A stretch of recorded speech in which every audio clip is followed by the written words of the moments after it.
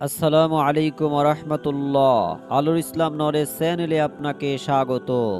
আজ আমি আপনাদের সঙ্গে আলোচনা করব আজ পবিত্র জুমার দিনে অথবা রাতে যদি আপনারা এই দুরূদ মাত্র একবার অথবা তিনবার পড়তে পারেন, তাহলে আপনার জীবনের সমস্ত গুনাহ আল্লাহ মাফ করে দিবেন। এবং আপনার পরিবার সংসারে যদি রিজিকের কোনো সমস্যা থাকে, তাহলে এই দোয়াটি পড়ে এবং এই দুরূদটি পড়ে যদি আপনি আমল করেন, তাহলে আপনার পরিবার সংসার থেকে আল্লাহ তাআলা অভাব দূর করে দিবেন ইনশাআল্লাহ। এছাড়া আপনারা অনেকেই আছেন যারা আমল করতে চান, কিন্তু আপনাদের আমল করার মতো সময় হয় না। আপনারা ছোট ছোট আমল খুঁজতে থাকেন যে ছোট্ট আমলগুলো খুব সহজে করা যায় এবং যেই আমলের সওয়াব অনেক বেশি, এবং যেই আমল বা দোয়া পাঠ করলে আল্লাহ তাআলা আমাদের আপনাদের জীবনের সমস্ত গুনাহ মাফ করে দিবেন। আজ আমি আপনাদের সঙ্গে সেই ছোট্ট ছোট্ট কিছু আমল নিয়ে হাজির হয়েছি। এছাড়া যারা খুব কষ্টে এবং অভাবে আছেন, যারা ঋণের ভিতরে ঢুকে পড়েছেন, ঋণ পরিশোধ করার মতো আপনার হাতে কোনো টাকা নাই, তাহলে আমি আপনাদেরকে অনুরোধ করে বলবো, আপনারা অবশ্যই আজ পবিত্র জুমার দিনে অথবা রাতে যদি আপনারা এই দোয়াটি এবং এই আমলটি করতে পারেন এবং আল্লাহ তাআলার কাছে দোয়া করতে পারেন, তাহলে আপনার অভাব অনটন দূর হবে, আপনাদের উপর আসা বালা মুসিবত দূর হয়ে যাবে, যাবতীয় পেরেশানি দূর হয়ে যাবে। আপনি যদি ব্যবসা করে থাকেন, যদি আপনার বিজনেস থাকে, আল্লাহ তাআলা সেই ব্যবসা এবং বিজনেসের ভিতরে বরকত দিবেন ইনশাআল্লাহ। যারা কষ্টে আছেন, আমলটি করার ফলে আপনার কষ্ট দূর হয়ে যাবে। সাপ্তাহিক দিনের মধ্যে সবচেয়ে উত্তম দিন হলো জুমার দিন। এই দিনে আদম আলাইহিস সালামকে সৃষ্টি করা হয়েছিল, এই দিনে তাকে জান্নাতে প্রবেশ করা হয়েছে এবং এই দিনেই জান্নাত থেকে পৃথিবীতে নামানো হয়, আর কিয়ামত এই দিনেই সংগঠিত হবে। সহিহ মুসলিম। এই দিনে এমন একটি মুহূর্ত আছে যাতে মানুষ যেই দোয়া করে তাই কবুল হয়। বুখারী ও মুসলিম। প্রিয় দিনী ভাই এবং বোনেরা, এখন আমি আপনাদেরকে কিছু আমল সম্পর্কে বলবো, কিন্তু তার আগে হযরত মুহাম্মদ সাল্লাল্লাহু আলাইহি ওয়াসাল্লামের আরও একটি হাদিস আমরা শুনি। নবীজি বলেছেন, আমরা সর্বশেষে এসেও কিয়ামতের দিন আগ্রহী হব, আমরাই প্রথম জান্নাতে প্রবেশ করব। যদিও তাদের আমাদের আগে কিতাব দেওয়া হয়েছিল আর আমাদের কিতাব দেওয়া হয়েছে তাদের পরে, কিন্তু তারা এতে মতভেদে লিপ্ত হয়েছে।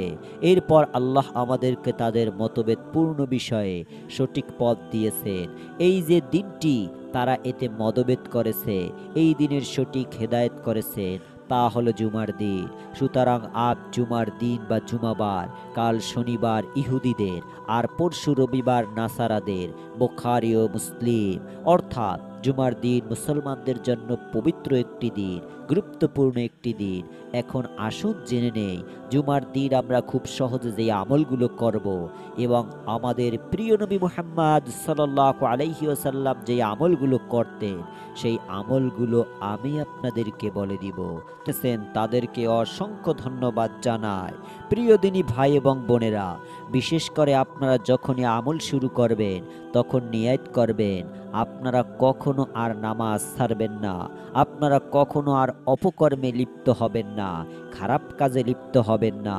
আপনারা মহান রব্বুল আলামিনের দরবারে তওবা করে তার দিনের দিকে ফিরে আসবেন। যদি আপনারা মহান আল্লাহর ছায়াতলে আসতে পারেন, তাহলে আপনার জীবন ধন্য হয়ে যাবে। আর যদি আপনি তা থেকে বিচ্ছিন্ন হয়ে যান, তাহলে আপনার জন্য রয়েছে জাহান্নাম। তো প্রিয় দিনী ভাই এবং বোনেরা, দুরূদ সম্পর্কে এখন জেনে নেই। দুরূদ হলো দোয়া কবুলের অন্যতম একটি হাতিয়ার। দুরূদ ছাড়া যদি কোনো দোয়া করা হয়, তাহলে সেই দোয়া মহান আল্লাহ তাআলার কাছে গিয়ে পৌঁছায় না। প্রিয় দিনী ভাই এবং বোনেরা, মহান আল্লাহ তাআলা নিজেই তার ফেরেশতাদেরকে নিয়ে নবীজির প্রতি দুরূদ পড়ে। দুরূদের অনেক ফজিলাত যা আপনি কখনো কল্পনাও করতে পারবেন না। তো প্রিয় দিনী ভাই এবং বোনেরা, অত্যন্ত পরিচিত একটি দুরূদ আমি আপনাদেরকে বলে দিব। এই দুরূদটি আপনারা পড়বেন, দুরূদটি হলো আল্লাহুম্মা সাল্লি আলা মুহাম্মাদিন ওয়া আলা আলি মুহাম্মাদ কামা সাল্লাইতা আলা ইব্রাহিম ওয়া আলা আলি ইব্রাহিম ইন্নাকা হামিদুম মাজিদ আল্লাহুম্মা বারিক আলা মুহাম্মাদিন ওয়া আলা আলি মুহাম্মাদ কামা বারাকতা আলা ইব্রাহিম ওয়া আলা আলি ইব্রাহিম ইন্নাকা হামিদুম মাজিদ। প্রিয় দিনী ভাই এবং বোনেরা, যদি এই দুরূদটি বেশি বড় হয়ে যায় তাহলে ছোট্ট এই দুরূদটি পড়বেন সাল্লাল্লাহু আলাইহি ওয়াসাল্লাম, সাল্লাল্লাহু আলাইহি ওয়াসাল্লাম। প্রিয় দিনী ভাই এবং বোনেরা, এটিও পড়তে পারেন। এবং আরেকটি দুরূদ বলে দিচ্ছি, এটিও খুব ছোট্ট একটি দুরূদ আপনি পড়তে পারেন আল্লাহুম্মা সাল্লি আলা মুহাম্মাদিন ওয়া আলা আলি মুহাম্মাদ। তো প্রিয় দিনী ভাই এবং বোনেরা, এই দুরূদের মধ্যে আপনারা যেটি ভালো লাগে সেটাই আপনি পড়তে পারেন। তো এই দুরূদটি আপনারা পড়তে পারেন 5 বার, 7 বার কিংবা 11 বার। তো এরপর আপনারা গুনাহ মাফের দোয়াটি পড়তে পারেন।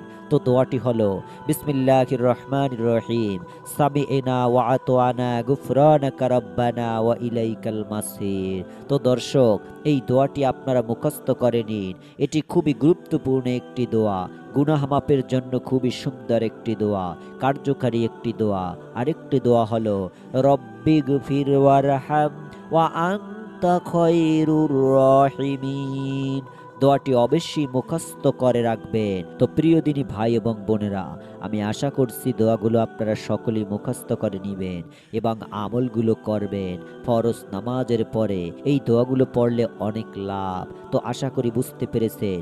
সকলে ভালো থাকুন, সুস্থ থাকুন। আসসালামু আলাইকুম ওয়া রাহমাতুল্লাহি ওয়া বারাকাতুহু।